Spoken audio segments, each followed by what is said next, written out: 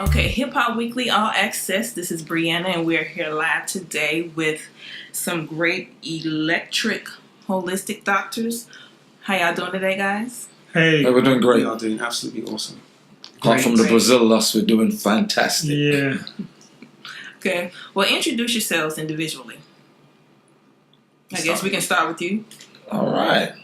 Thought it was a light skin thing going on there. All right. So, Dr. Amsu. Okay. Dr. Amon, Mr. Breaks. Okay. and we are Electric Health and Electric Food. Okay. So we are giving people a natural alternative to help to bring in a remedy or reverse or eliminate critical health conditions. So that's what we give. And we understand that the human body has to be a certain frequency of electrical charge in order to be healthy.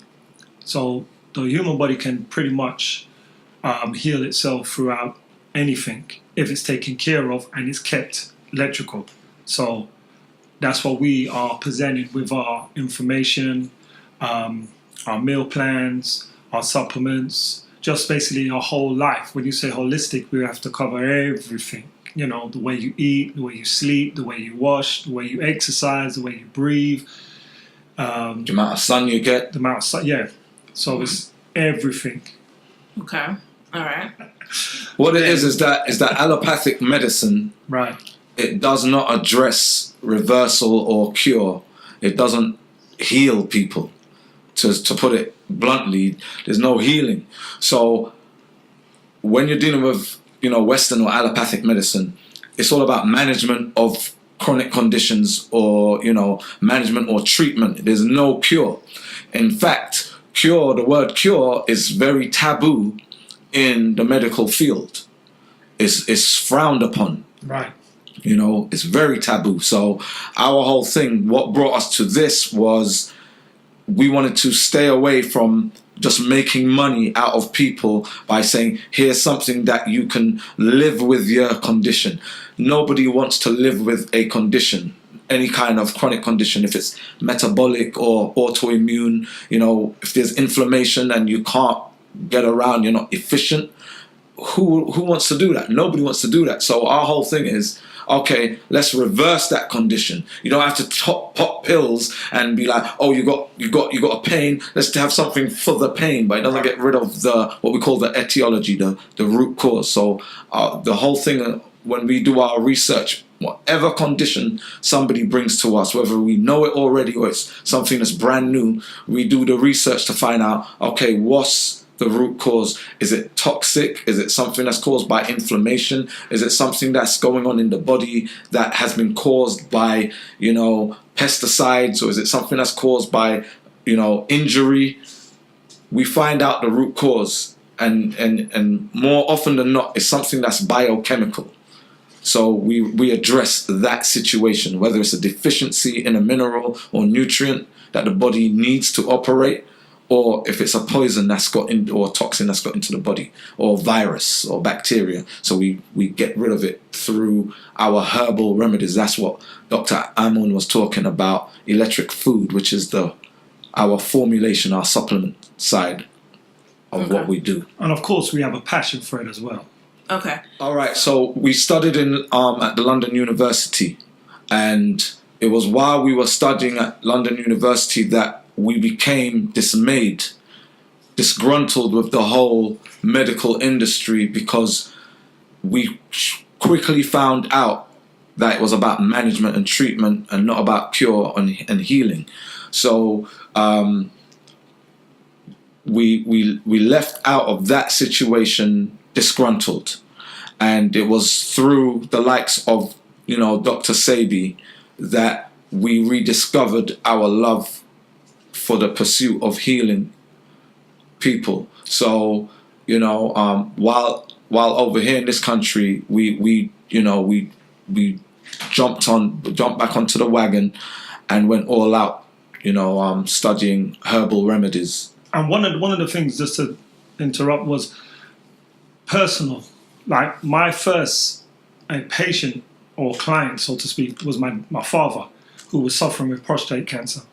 And just seeing how the traditional medicine or traditional medical world was treating him was appalling, So I interfered and I treated him and reversed his prostate cancer.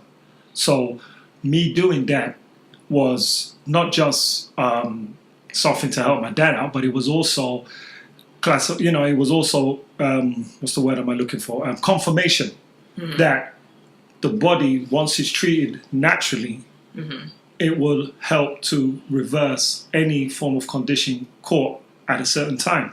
So me doing that, it just strengthened everything that we had in us, that was pulling us away from conventional medicine and what we was learning in medical school. That, the phrase is, if it doesn't kill, then they bill. It goes back to what Dr. Amsu was saying. They're not trying to look for a resolution or reversal. They're just trying to maintain.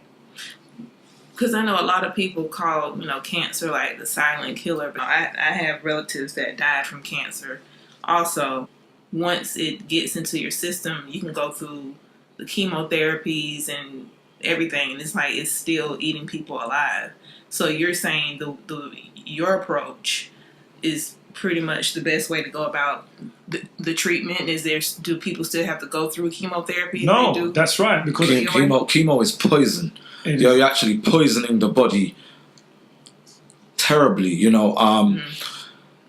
Chemo is like napalm. You're basically letting napalm loose and it kills everything. It doesn't just go for the cancer cells. It kills good cells as well as bad cells. So it's a poison. So basically you're poisoning yourself and hoping that there's more good cells left at the end than there are bad cells. And even in that, they're not addressing the root cause of the cancer. When somebody has cancer, it's blatantly that there's something in the body, there's a deficiency of some kind of nutrient that is there to protect from toxins. So that is deficient. And if that is not addressed, it will always come about again. And there's things, what are the toxins, what we're talking about? It's your everyday diet. It's what you're putting into your body. It's what we're breathing in. Anything we ingest, we like to use the word ingest because that's what you eat, what you breathe in, what you drink, right?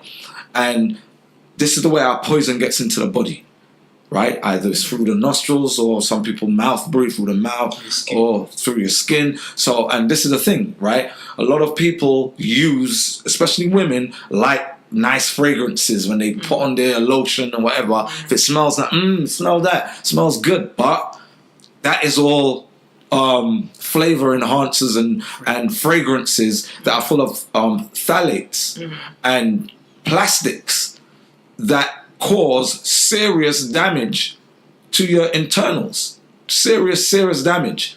And you're talking about years of something that we put on more than once a day. Every time we wash our face or our hands or whatever, our bodies, we put lotion on. So through the skin, which is the largest organ, when things absorb through the skin, they get into your bloodstream. So it's directly into your bloodstream. Whereas when you eat something, you have to go through the digestive tract where there's flushing and filtering that takes place to protect us from poisons. But something through your skin, it's terrible. Interesting. Okay, because I know it's like there's no cure for it once it's once people What, cancer? What, cancer? Right. Well, let me just say this. Everybody, you see, there was an interesting debate, are you born with cancer or do you develop cancer? Well, when you actually know how cancer develops, is abnormal red blood cells, meaning every 28 days you have a recycle of fresh, healthy red blood cells, and the body eliminates or gets rid of the dead red blood cells. Now, if that process breaks down, these abnormal red blood cells starts developing and breeding, and they start manipulating certain organs, and they set up homes, and this is where cancer starts spreading. Okay, going back to what Dr. Amsu was saying, this is when there's a And when he says malfunction. breeding, he means multiplying, not mating. Not mating, yeah, multiplying. So there has to be something that breaks down or not work or is working in a dysfunctional fashion in order for that development to start going left and you start developing cancer. Catch that at a certain stage, you can reverse that. Okay? Now, when you are at stage 4 and it's basically rampant through the lymphatic system, the kidney, everything is plagued, we're not going to say it's impossible. Okay? Because we've had cases and we know certain other people, like Dr. Sabi and other people that has catched it at stage 4 and reversed it. But what we would say is much more difficult when it's at that stage, you know. And again, a lot of people have done chemotherapy at that time, okay? And the amount of chemotherapy and radiation treatment you have to understand, that's like going inside a microwave and sitting down in a microwave and just beep. That's radiotherapy. Radiotherapy. So Radiotherapy. burning is not just your cells it all destroys, it starts destroying your organs, the organ tissue. So the regeneration of organs is not taking place anymore because they're that damaged. When things get to that level, that's very hard to bring someone back from that. It's very hard. So we like to catch it early. You know, stage 1 to stage 3 is very then easy to reverse and eliminate and get things working. Yeah, one of the problems what we have is that people come to us after they've tried everything else. Right. And then you're my last hope. And then they come to see us and it's like, a lot of the time it is too late because especially after chemotherapy, you've got very weak and compromised cells.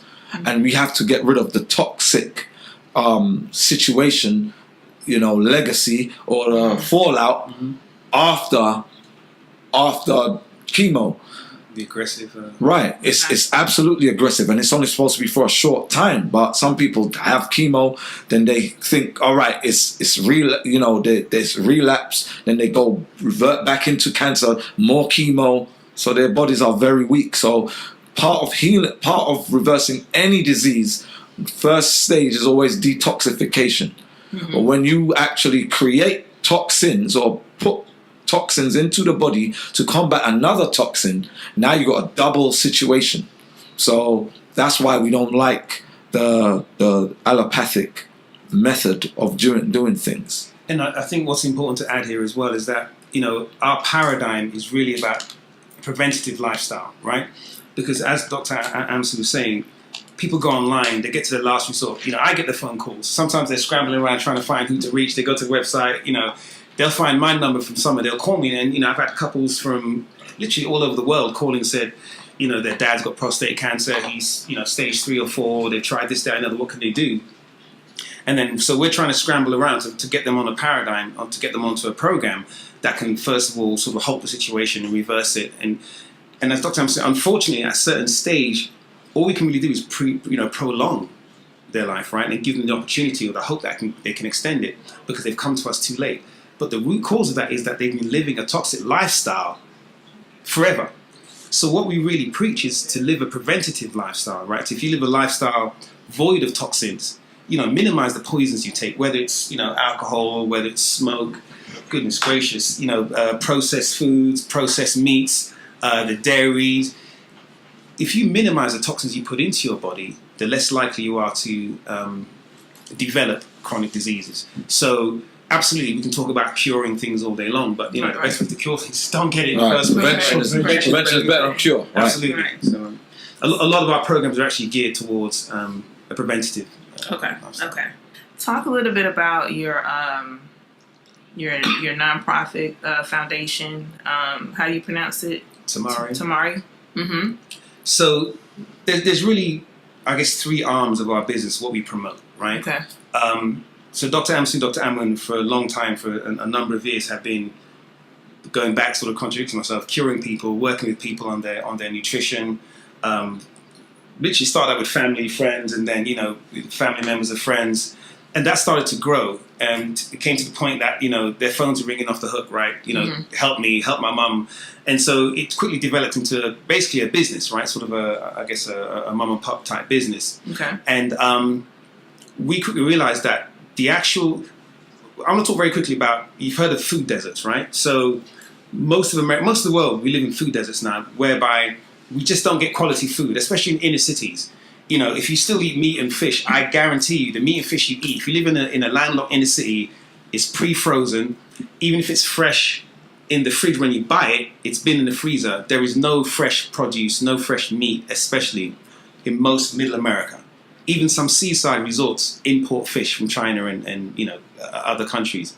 So you're not getting clean, fresh food. And why I sort of digress there is that a lot of people are not getting access to good quality nutrients, good quality herbs, and so their cells are not being replenished with good quality nutrition. And so we're having to find herbs that I'm literally all over the world. All over the world. China. The most obscure the places, most obscure Australia, New Zealand.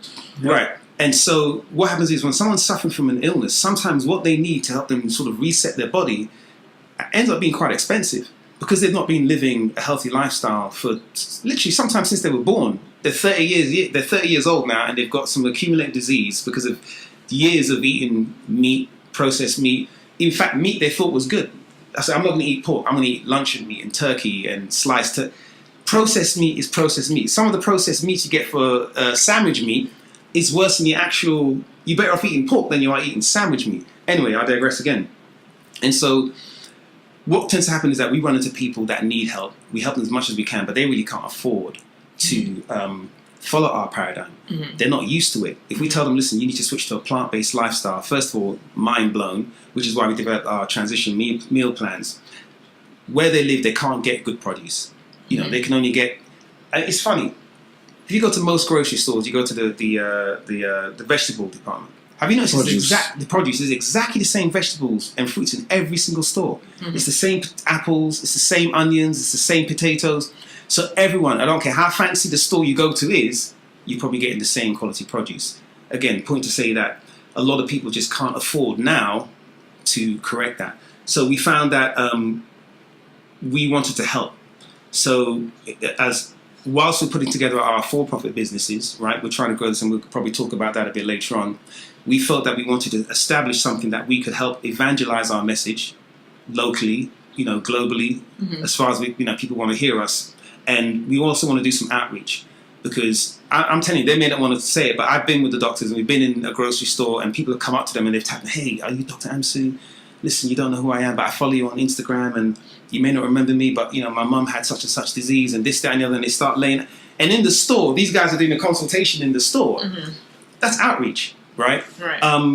But we can't afford to do that. We can't afford to be in the store. We got to go and help people. So to cut long story short, the not-for-profit was really to raise money so we can, I guess, raise awareness of our paradigms. We want to educate people around the country, especially African-American people, the underserviced, to change their lives, to take charge of their lives, which is literally one of our slogans. And we know people can't afford to do that, so we're hoping to raise as much money as we can so we can go on a tour. Shanti and Nina can take us on their tour, and we can teach people around the world better nutrition. Okay. Well, you guys have provided some great information. Let us know how we can find you on social media. Okay, so we have a number of Instagrams. My one is Dr_AMUN. Okay. All right, we got electric. Is it electric_docs? Yeah, I can't remember it. Go ahead, Mike. We have Electric Health, which is electric_health on Instagram. Yep. We have Electric Docs on Instagram.